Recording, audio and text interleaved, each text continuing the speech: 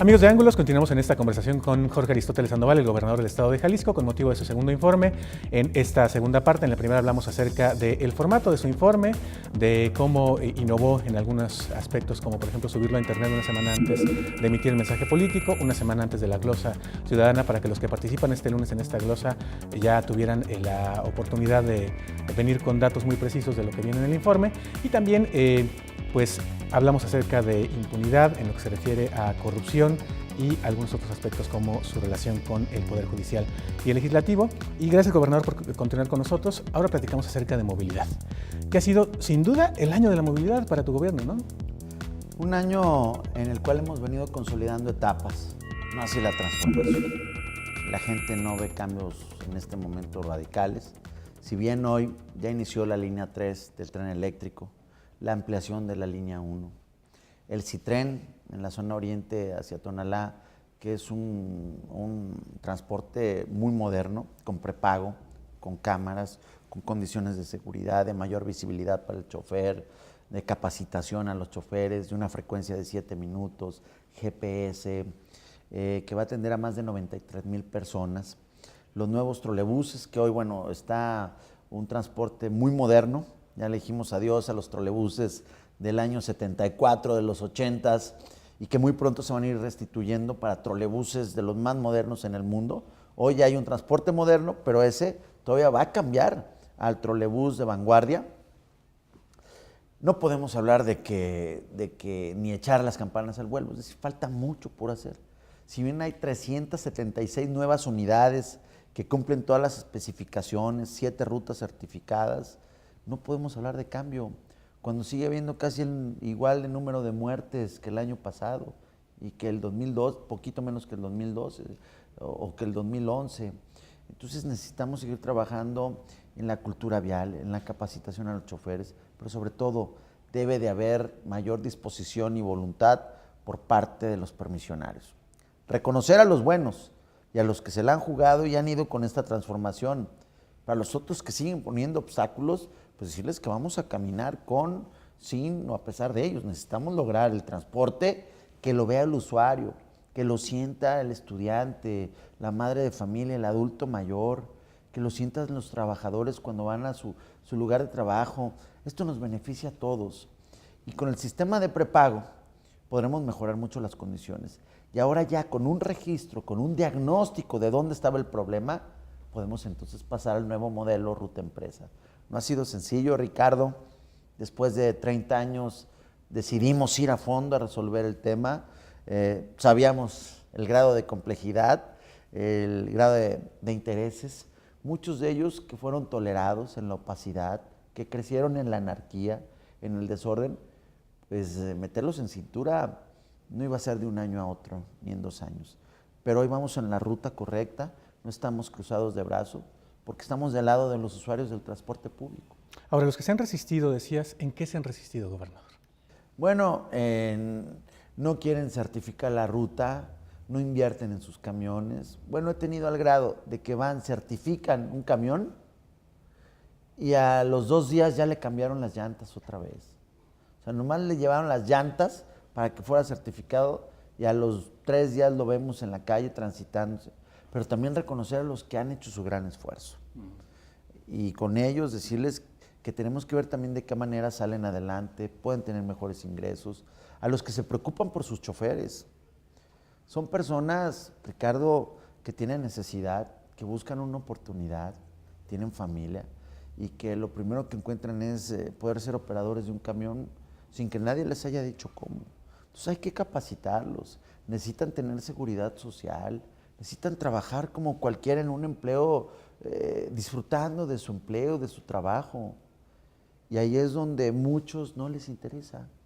Los explotan, quieren ganar más sin invertir, no se va a poder. Estamos decididos a tomar decisiones radicales. Hoy hemos construido acuerdos, estamos avanzando y espero que la transformación se note, se palpe muy pronto en el usuario del transporte público. Ahora, cuando se lanzó sobre todo las rutas modelo, se notaba muchísimo incluso en lo físico que había un cambio, eran unidades nuevas, unidades, por cierto, verdes, y hubo quien criticó eso porque dice, bueno, ¿por qué el gobierno que está en turno tiene que hacer del color del gobierno las unidades? El macrobús fue azul y ahora son verdes y rojas las unidades del transporte. Pero más allá de eso, que sería de forma, hay otra crítica a que las nuevas rutas que se han certificado y que se ha autorizado que cobren 7 pesos, ni siquiera han cambiado las unidades, que serían las 6:41, las 6:34, por ejemplo, y que hay horas en que el usuario ni siquiera se puede subir porque o se van correteando o no pasan, o cuando pasan van atascadísimas. Hay que ir afinándolo. Yo te puedo decir que el 95% de estas unidades han sido certificadas ya con sus cámaras, con sus instalados, sus letreros, sus pantallas, es decir, todo lo que requerimos. Llantas en buen estado. Hay que ir afinando el modelo. Es decir, repito, en 30 años no se había hecho nada. Hoy estamos avanzando poco a poco. Hoy los estudiantes tienen minivales y un transporte gratuito, cosa que no se daba. Hoy los adultos mayores se les está apoyando con transporte gratuito. Entonces, todo eso no es sencillo la implementación. Han mostrado muchos voluntad y en ese sentido vamos caminando y vamos transitando. ¿Cuándo consideras que esté terminado este nuevo modelo de transporte público? Porque decías pues, que era un 10% si acaso de las unidades. Sí, definitivamente es un 7%. De 5,376, pues es mínimo lo que tenemos, menos, debe de ser menos, pero estamos avanzando, es decir, ya hay algo, empezamos de cero, y anteriormente la anarquía y la opacidad no permitía que hubiera decisiones, que hubiera rutas, ni siquiera una sola ruta que estuviera en buenas condiciones. Hoy las hay, muchas de estas todavía operan bajo el amparo de la ley, y estamos actuando y también combatiéndolo judicialmente. Pero la transformación del transporte es permanente, Ricardo.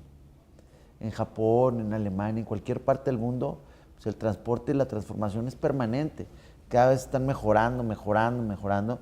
Aquí, para que podamos tener lo mínimo necesario, tenemos 4 años más, para que la gente note que hubo un cambio gradual, y quien llegue seguramente tendrá que seguir trabajando en este tema. Es un tema que todos los gobernadores han pasado, ha sido su problema, pero muy pocos lo han atendido. Hoy sí decidimos entrar a fondo y vamos en esta etapa de transición, ¿no? Donde la culminación de la transformación se ve después de que vayas cumpliendo varios pasos.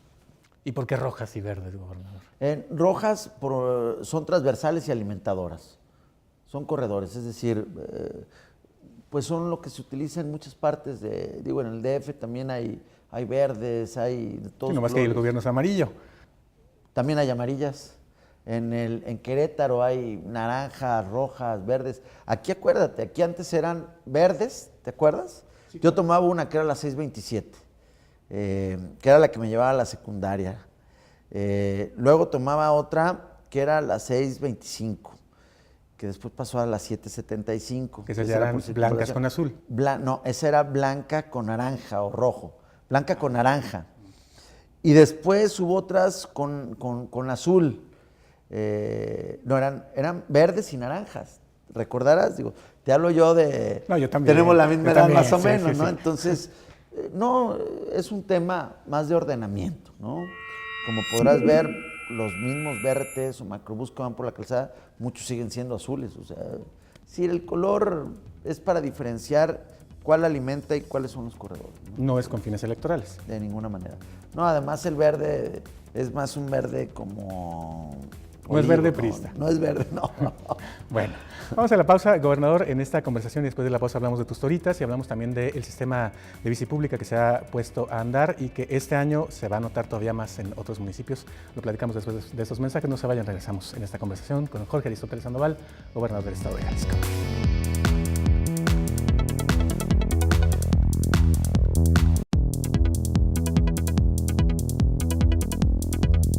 Estamos de regreso en Ángulos platicando con el gobernador Jorge Aristóteles Sandoval aquí en su despacho en Palacio de Gobierno y platicábamos, gobernador, de temas que tienen que ver con el transporte. Para cerrar el de los camiones, que hay que decir que si ustedes subieran el detrás de cámara que nos acabamos de aventar de cómo nos íbamos en los camiones a la prepa, ¿no? En aquellos tiempos, bueno, se hubieran divertido muchísimo, pero seguramente ustedes también los recuerdan, luego les vamos a pasar unas fotos de aquellos camiones. Por cierto, ahora que lanzaste el nuevo trolebús, lanzaron algunas de cuando un gobernador priista hizo esos túneles y se veía las unidades en esos túneles que la verdad es que fue de una gran visión, porque luego sirvieron para el tren. Y una gran visión porque efectivamente esos túneles se hacen pensando ya en el tren eléctrico. Que no se hizo por falta de lana, ¿verdad? Sí, se hacen los espacios, las curvas, es decir, los niveles.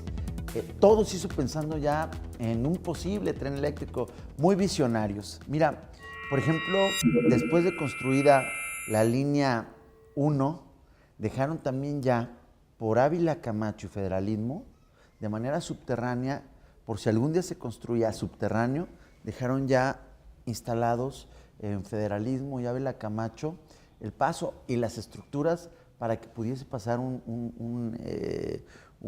transporte, un tren, un metro de manera subterránea. En la Minerva, ahí también ya hay soluciones que dejaron integradas por si el día de mañana se requiere de pasar por debajo inclusive de López Mateos, dejaron ya las infraestructuras para poder salir a Vallarta.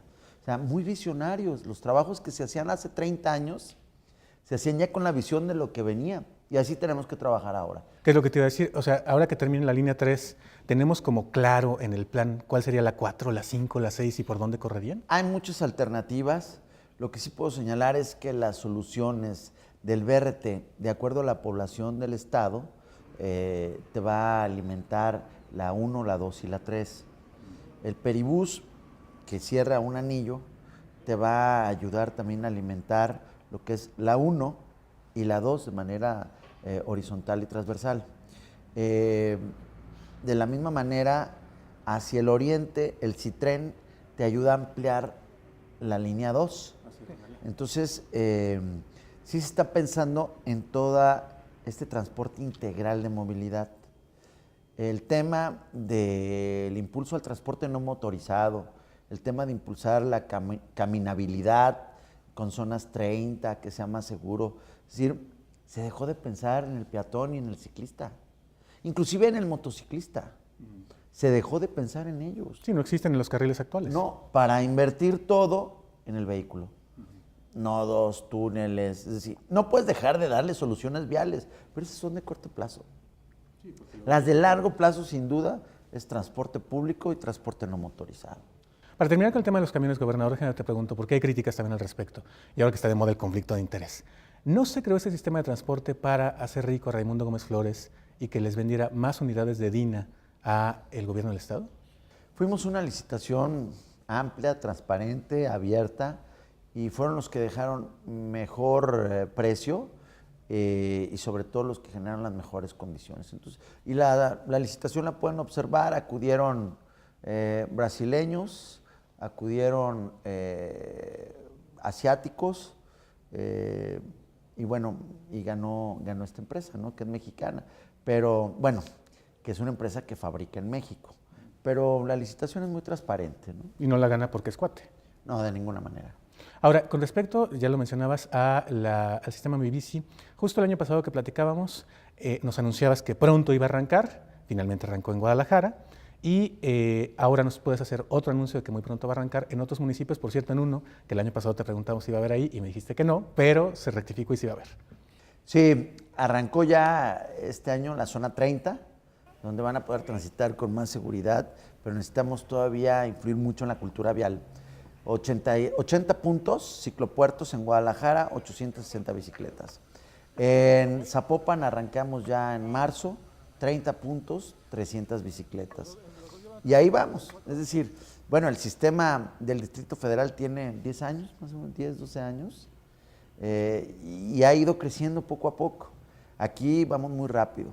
Aquí en una sola etapa ya entramos con 80 puntos, que bueno, ya las empiezas a ver, ¿no? Ya empiezan a circular. Falta que la gente se vaya acondicionando, que entienda el sistema y al rato ese va a ser una prioridad de transporte. Más cuando ya esté la línea 3 y terminemos este reordenamiento, va a ser muy sencillo trasladarte en bicicleta y dejar tu vehículo en algún lugar donde puedas moverte en los lugares más conflictivos y después ya regresar. Ahora, decías, en Zapopan, que dentro de un mes más o menos. En marzo. Pero sí. también vas a Tlaquepaque y a Tlajomulco. Sí, y con Mi Bici. Tonalá. Tonalá también. Así es. Zona metropolitana y sobre todo estamos en los mayores centros de población, donde haya mayor conectividad. ¿Cómo empezamos? Guadalajara. Guadalajara poco a poco a conectar a Zapopan y su centro. Zapopan, luego Guadalajara, algunas colonias, Chapultepec, todo lo que es el primer cuadro de la ciudad. Luego se va a abrir a otras 2 regiones, de las más comerciales, tanto hacia Providencia, hacia Chapalita, como hacia el oriente de la ciudad. San Juan de Dios ya está, es decir, está integrado, pero hacia la zona de Medrano. Es decir, vamos a ir, y luego entonces el centro de Zapopan se va a empezar a conectar con corredores, y luego ahí tenemos que ver dónde vamos a ir invirtiendo cada vez más en ciclovías. Hoy, como en cualquier parte del mundo, desde Nueva York, de San Francisco, San Francisco con más equipo, pero la gente empieza a abrir sus propias vialidades, y el automovilista empieza a hacer conciencia de que el ciclista es un carro. Debes de darle el espacio de un carro, de un vehículo. Al motociclista igual. Pero en eso tenemos que ir trabajando. El balizamiento hoy empieza, es distinto. Todavía la gente, muchos no entienden, pero necesitamos que ir haciendo un gran ejercicio de cultura vial. El año pasado me anunciabas una gran inversión en materia de infraestructura ciclista que tenía que ver no solamente con el montaje de las estaciones, sino también con la adaptación de algunas vialidades. ¿Nos vamos a quedar en eso, solamente balizamiento, o se van a hacer ciclopistas? No, se van a hacer ciclovías.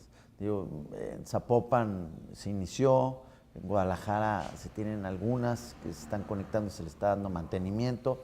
Necesitamos empezar a ampliar, sobre todo en municipios como Puerto Vallarta, Lagos de Moreno, Ciudad Guzmán. Es decir, ahí tenemos una gran ventana de oportunidad ahora para ir creciendo. Hoy ya, por ejemplo, con el sistema de transporte público gratuito que pusimos en marcha para los estudiantes, llegamos a Cuballes, a Cunorte y a Cuciénega. Pero además ya hay ciclovías en donde estamos invirtiendo con los municipios y caminos para que puedan llegar los muchachos. Antes se tardaban 1 o 2 horas para llegar a sus centros de estudios.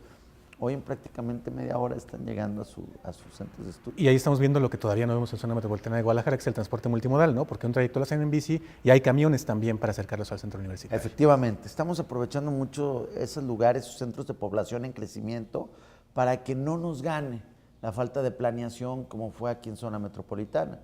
Aquí creció de manera desordenada. Aquí no se pensó en el transporte público, no se pensó en la bicicleta, ni menos en el peatón. Se pensó solamente en el vehículo, y por eso ahora somos de las ciudades con más parque vehicular en nuestras calles de Latinoamérica.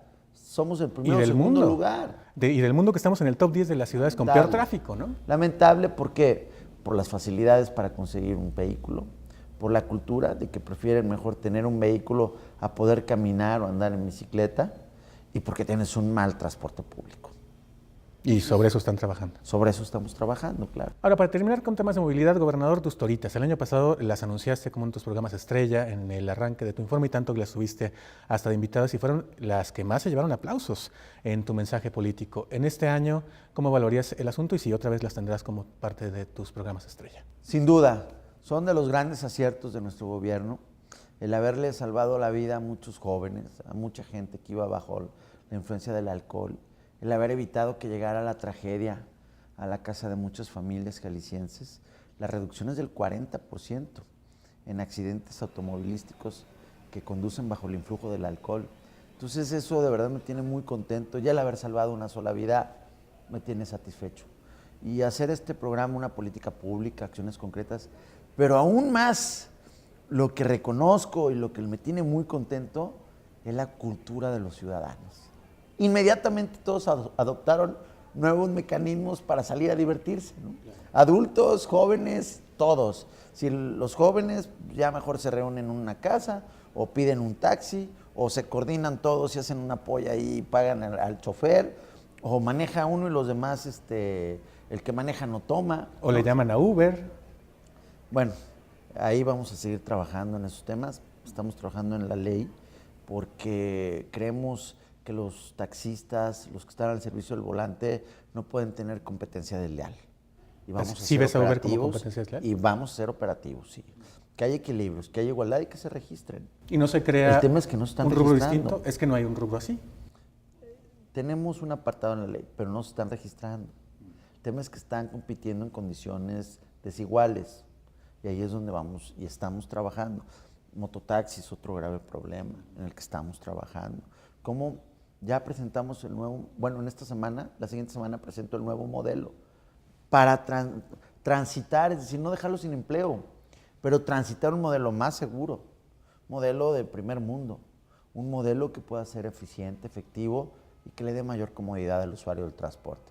Por la falta de planeación en esos municipios, de un crecimiento desordenado, bueno, se buscan alternativas para trasladarte, transportarte. Entonces tiene que haber un equilibrio en esta transición, dándole soluciones a estos problemas. Y hoy por hoy reconozco a todas las agentes viales, a todas las toritas, de verdad, trabajando con una honestidad, incorruptibles, que cualquier ser humano en cualquier momento puede caer, pero hoy por hoy trabajando permanentemente con ellas, estoy muy orgulloso de ellas y además le están dando un realce a la policía vial, inclusive recibiendo un reconocimiento a nivel internacional como número 1 en nuevas prácticas en materia de movilidad. Entonces, es un gran logro, hay que seguirlo afinando, Ricardo.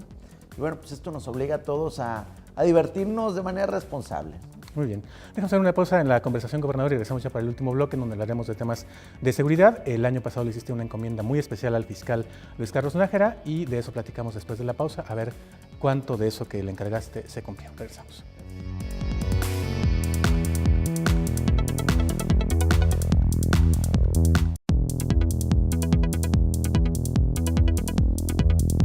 Amigos de Ángulos, continuamos en esta entrevista con Jorge Aristóteles Sandoval, el gobernador del estado de Jalisco, a propósito de su segundo informe de gobierno. Y decíamos antes de la pausa, es momento de hablar de temas de seguridad. El año pasado, en tu informe, en tu mensaje, instruías al fiscal Luis Carlos Nájera a que capacitara a 100 recién egresados de universidades para que se sustituyera a ministerios públicos que estuvieran incurriendo en actos de corrupción o que de plano no estuvieran dando resultados.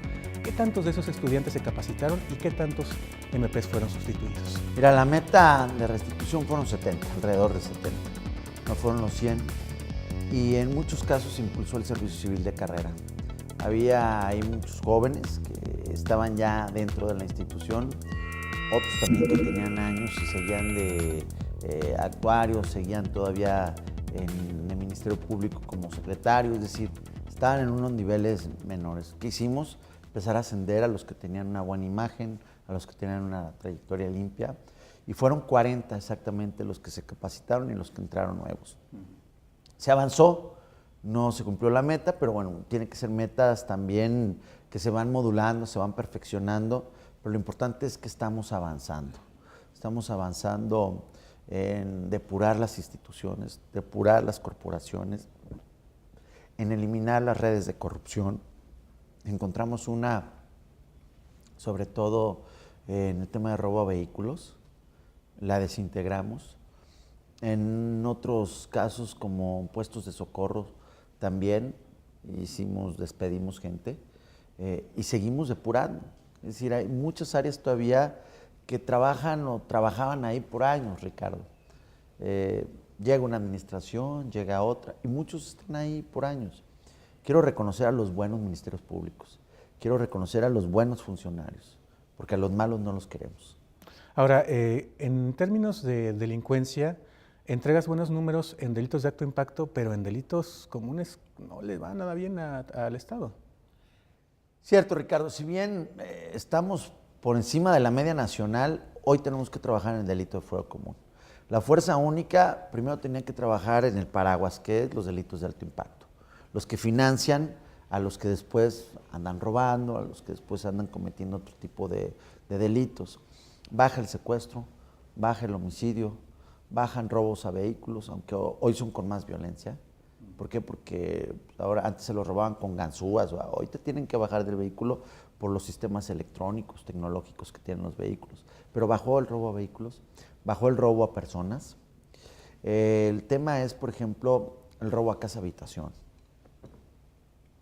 El tema del robo a negocio, el tema del robo a autopartes.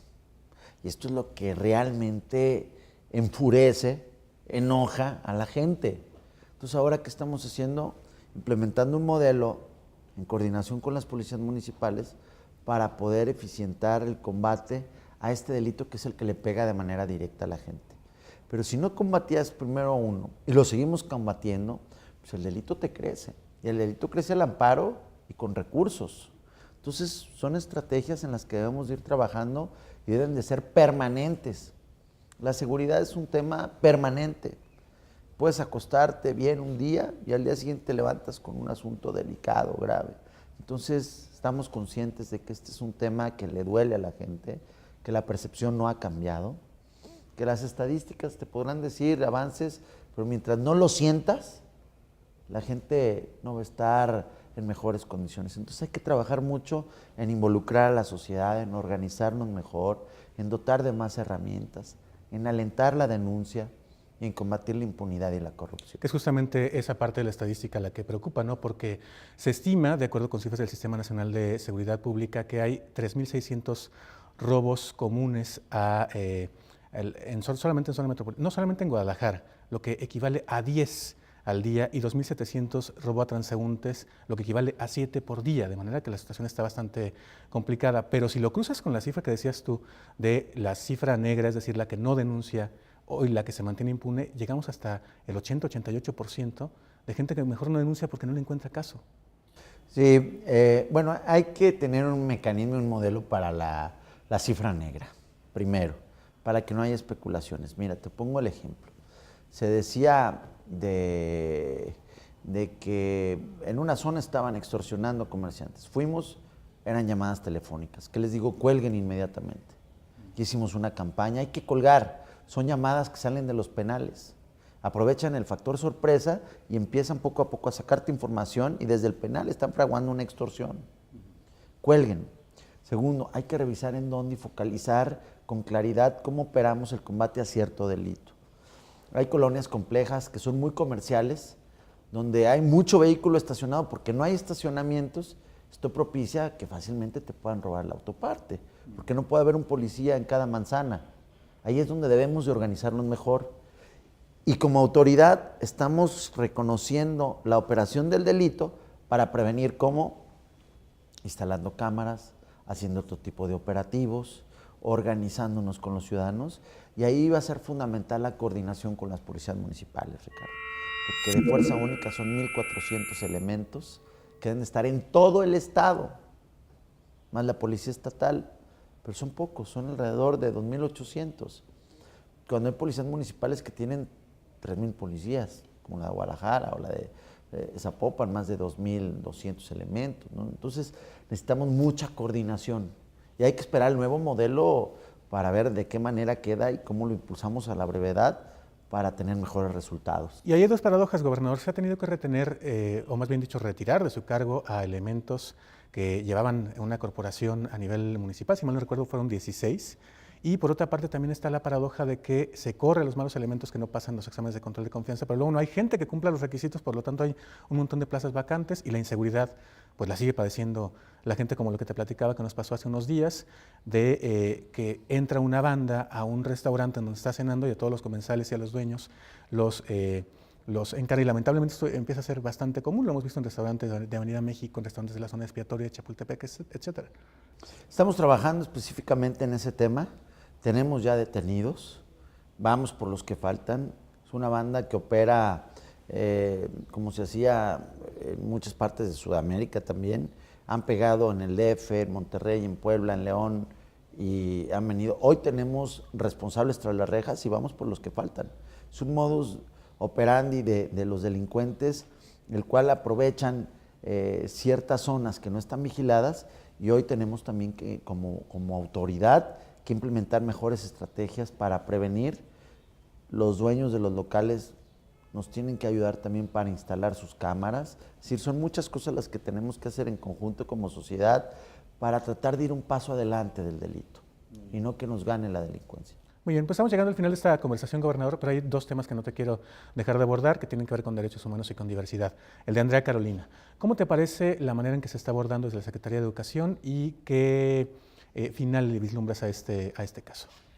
Primero, aquí es un estado donde respetamos los derechos de todos, porque todos somos iguales.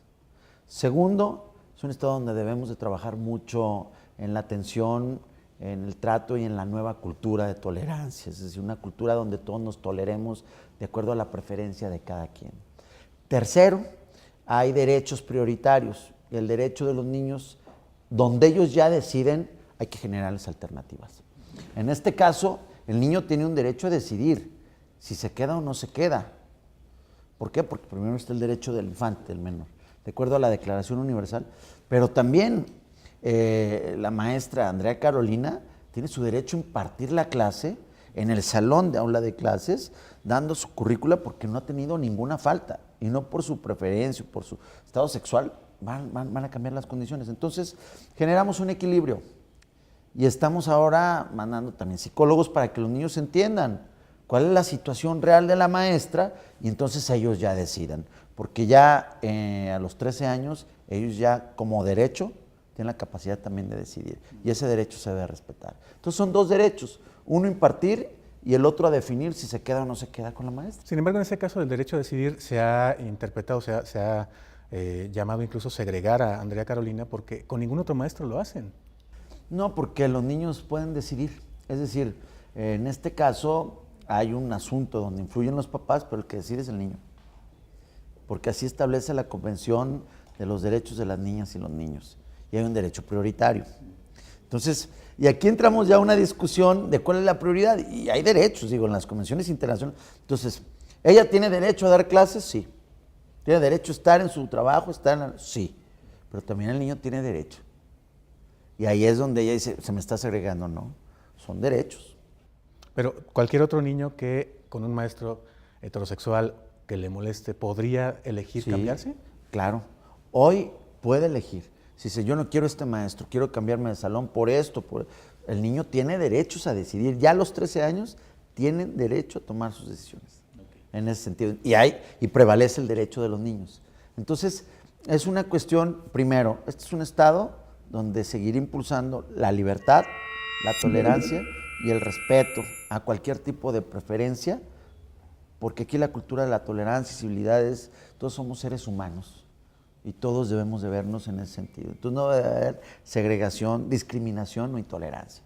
Y segundo, debe de haber mayor educación para que los niños sepan también cuál es la consecuencia, cuál es el estado real, y para eso necesitamos mucho tratamiento, necesitamos también que lo entiendan para que ellos entonces tomen la mejor decisión. Y los papás, ¿no? Y los papás, claro, hay que trabajar mucho con la comunidad, con la sociedad en general, ¿no? Ahora, este 14 de febrero no va a haber uno, sino dos actos en los que a través de un beso colectivo y de unas bodas simbólicas se va a exigir el matrimonio gay en Jalisco, y no va a haber una, sino 3 marchas gay este año, cuya demanda principal es esa. El año pasado te preguntaba y decías, con la ley de libre convivencia, ¿estamos nosotros conformes? ¿Sigue siendo esa tu postura? Sí. Sí, tienen la facilidad de poder tener matrimonio, poder tener todos los derechos. No, aquí ya está legislado, aquí ya legisló. Es decir, esto estuvo en una controversia en la Suprema Corte, siempre y cuando el legislador local no legislara. Aquí ya se legisló. Entonces, sus derechos están salvaguardados. Sus derechos, aquí en Jalisco lo impulsamos, fuimos promotores de ellos para que se salvaguarde el derecho. Pero además, cualquier acto civil realizado en cualquier parte de la República será válido en donde sea. Es decir, si aquí llegan con derechos, un matrimonio que tuvo un acto civil registrado en el Distrito Federal, es válido sus derechos aquí en Jalisco, ¿no? Y además, cualquiera que tenga el interés de poder unirse en comunión con cualquier sentido, cualquier preferencia, cualquier edad, lo puede hacer con derechos. Y los derechos son válidos aquí en Jalisco. Entonces, creo que está legislado y resuelto el tema y, por supuesto, seguiremos abiertos. Muy bien. Y la última, gobernador, en lo electoral, ¿estás listo para gobernar, por ejemplo, municipios importantes como Guadalajara o Zapopan con gente de otro partido o, eventualmente, con Lagrimita? Este gobierno respeta la democracia y el sentir popular. Quien elige el ciudadano como representante de 6 años, me voy a poner de acuerdo con el que llegue, porque es el ciudadano el que manda. Yo me tendré que poner de acuerdo con el que el ciudadano haya elegido, así de claro. Es decir, el patrón es el ciudadano. Entonces, el que elige el ciudadano, yo respeto, me siento, y los planes, los servicios, los programas, infraestructura, proyectos para mejora y la transformación de Jalisco habrán de salir con quien sea. ¿La candidatura de Lagrimita salió de Palacio de Gobierno? De ninguna manera. Eso quien acusa debe de probarlo, porque ojalá no se llenen las campañas de especulación y solamente se aprovechen los momentos. No, yo creo en todos los ciudadanos, y Lagrimita o quien sea tiene el derecho para acudir a una elección. ¿Sí? No está auspiciado ni será auspiciado, porque el gobierno no va a apoyar absolutamente a nadie. Ni a el Ricardo gobierno Villanueva. tiene una agenda absolutamente a nadie. Ricardo tendrá el apoyo como amigo. Seguramente Ricardo tendrá mi apoyo solidario, deseándole el mejor de los éxitos, hasta ahí. Ricardo tomó una decisión, Ricardo se fue a la arena electoral, a la lucha electoral, y yo tengo una responsabilidad de darle certeza a todos los que van a competir, sin importarme el color. Hoy gobierno para todos, y mi gobierno debe estar concentrado en atender a los jaliscienses, en resolver los problemas, el culminar los proyectos, y los que tengan interés en puestos de representación o interés en acciones electorales, que se vayan,